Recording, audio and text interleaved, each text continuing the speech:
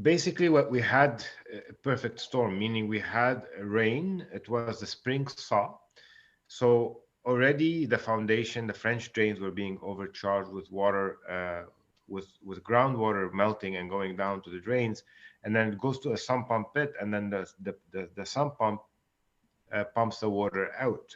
So specifically in areas like the West Island, a lot of us are reliant on that system. Now, when you, unfortunately, the sump pump works on electricity, and when you lose electricity for a long period of time, well, the sump pump fails, right? It doesn't work anymore. Now, the other issue that we've seen is some people were proactive and they had backup pumps. So they had those battery powered pumps, but these are only good for 24 hours. So eventually that failed for them and their basement got flooded. Because, I mean, it's not really, there's nothing that, unless you have a generator hooked up to a propane tank that will run you many days, not everybody have that infrastructure to for 3 days worth of power outage to be able to cope with that. Since Wednesday, I think we declared our cat around 6 o'clock evening time Wednesday, and it just haven't stopped. We've been flooded with calls after calls after calls, flooded basements, fallen trees on homes. We had a couple of fires as well because people were heating indoors. Um, we had another fire on a balcony in a building because again people were trying to use to heat outside to cook and what have you.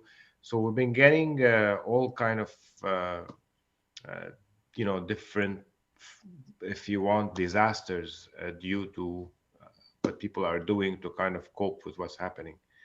But the biggest number, I would say the biggest number of calls we've been getting is sump pump failures due to shortage of electricity, and then their basements are being flooded. The other part of the story was the breakdown in communications, because we have a lot of people that could not call out for help because they had no cell phone, no internet. Insurance companies usually communicate with us through internet to assign us assignments for flooding and emergency work, and they couldn't even get in touch with us because our internet system is down. And from some insurance companies also had a problem with their systems.